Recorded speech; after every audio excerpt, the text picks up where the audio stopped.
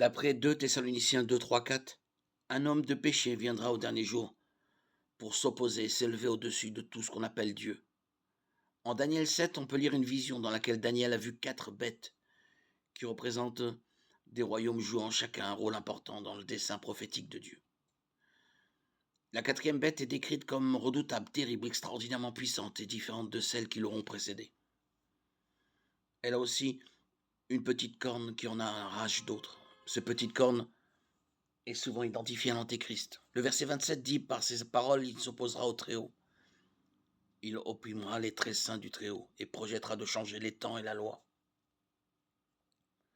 Les saints seront livrés à son pouvoir pendant un temps, 2 temps et la moitié d'un temps. En fait, pendant 3 ans et demi. En Daniel 8, la vision du bouc et du bélier identifie un roi qui s'élèvera au dernier jour, détruira de nombreux peuples et s'élèvera contre Christ, mais sera finalement brisé. Daniel 9, 27 est une prophétie qui annonce que le prince qui viendra établira une alliance de 7 ans avec de nombreux peuples, avant d'engendrer une grande désolation. Qui sera cet antéchrist? Personne ne le sait avec certitude. Mais de nombreuses théories ont été proposées, notamment qu'il pourrait s'agir d'un arabe. Indépendamment de toutes ces théories, il faut noter un certain nombre de parallèles entre la Bible et la théologie chiite. D'après la Bible, elle nous dit que l'antéchrist dominera le monde pendant 7 ans. Et l'islam affirme que le 12e imam dominera le monde pendant 7 ans. Ensuite, les musulmans s'attendent à 3 années de chaos avant l'avènement du 12e imam.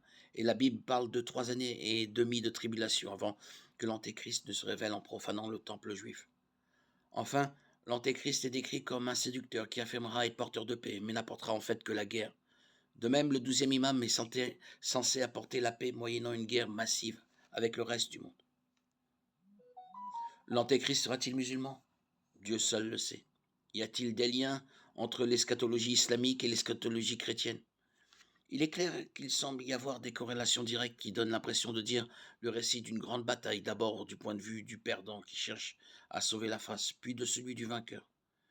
Jusqu'à ce que nous voyions ces choses s'accomplir, souvenons-nous d'1 Jean 4, 1, 4. Bien-aimés, ne vous fiez pas à tout esprit, mais mettez les esprits à l'épreuve pour savoir s'ils sont de Dieu. Car plusieurs prétendus prophètes sont venus dans le monde. Voici comment identifier l'Esprit de Dieu. Tout esprit qui reconnaît que Jésus est le Messie, venu en homme, est de Dieu. Et si un esprit ne reconnaît pas que Jésus est le Messie, venu en homme, il n'est pas de Dieu.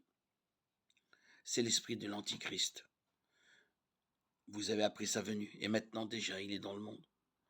Vous, petit enfant, vous êtes de Dieu, et vous avez vaincu ces prétendus prophètes parce que celui qui est en vous est plus grand que celui qui est dans le monde.